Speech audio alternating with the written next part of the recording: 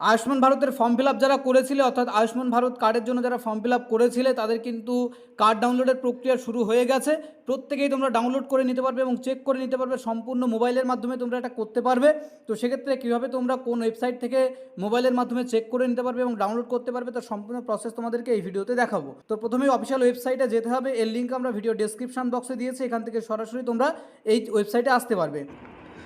তো সর্বপ্রথমে অফিসিয়াল ওয়েবসাইটে আসতে হবে, আসার পরে কী করতে হবে, এই যে ক্যাপচাটা আছে এই ক্যাপচাটা তোমাদেরকে লিখতে হবে। তো আমরা এখানে প্রথমে ক্যাপচাটা লিখবো। তো এখানে ক্যাপচাটা আমাদের লেখার পরে এই যে নিচে মোবাইল নাম্বার আছে, মোবাইল নাম্বার তোমাদের দিতে হবে, যে কোনো একটা মোবাইল নাম্বার কিন্তু এখানে দিলে হবে যেটা তোমরা কার্ডে দিয়েছিলে। এরপরে তোমাদের নাম্বারে কিন্তু একটা ওটিপি যাবে, তো সেই ওটিপিটা কিন্তু এখানে লিখতে হবে। তো আমরা এখানে ওটিপিটা আসার জন্য অপেক্ষা করছি, ওটিপিটা আসার পরে আমরা কিন্তু ওটিপিটা দেবো। তো ওটিপিটা আমরা এখানে লিখে দিচ্ছি। ওটিপিটা লেখার পরে যে লগ ইন অপশন ওপেন হয়ে যাবে, এখানে ক্লিক করতে হবে। ক্লিক করার সাথে সাথেই কিন্তু নতুন পেজ ওপেন হয়ে যাবে, যেখানে কিন্তু দেখো সেমের এখানে যা আছে তাই থাকবে, শুধুমাত্র আমাদের স্টেট, এখানে স্টেট সিলেক্ট করতে হবে। এখানে আমরা ওয়েস্ট বেঙ্গল সিলেক্ট করে নেব। তো ওয়েস্ট বেঙ্গল প্রথমে আমরা খুঁজে এটা ওয়েস্ট বেঙ্গলটা সিলেক্ট করে নেব।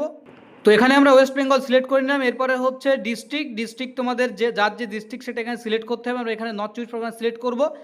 এরপরে হচ্ছে কোন কার্ডের মাধ্যমে তোমরা দেখতে চাইছো, তো এখানে আধার কার্ড আমরা সিলেক্ট করব এবং তারপরে দেখো নতুন পেজ ওপেন হয়ে যাবে, যেখানে কিন্তু তোমাদের আধার কার্ড নাম্বার লিখতে হবে।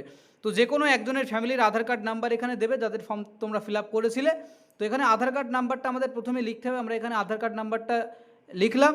তো লেখার পরে তোমাদের কি করতে হবে, এই যে ক্যাপচা আছে এই ক্যাপচাটা তোমাদেরকে এখানে লিখতে হবে। তো আমরা এখানে সম্পূর্ণ ক্যাপচাটা লিখছি। তো এখানে ক্যাপচা লেখার পরে সার্চ অপশানে ক্লিক করতে হবে।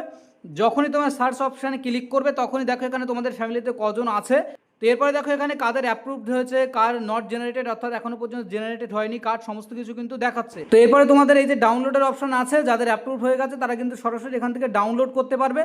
তো এখানে ডাউনলোডের অপশানে তোমাদের যখনই তোমরা ক্লিক করবে, আমরা এখানে যদি ক্লিক করি ডাউনলোড অপশানে, তাহলে কিন্তু এখানে এরকম একটা পেজ ওপেন হয়ে যাবে, যেখানে কিন্তু তোমাদের আধার কার্ডে যে মোবাইল নাম্বার দেওয়া আছে সেই মোবাইল নাম্বারে ওটিপি যাবে, সেই ওটিপির মাধ্যমেই কিন্তু তোমাদের কার্ডটা ডাউনলোড করা যাবে।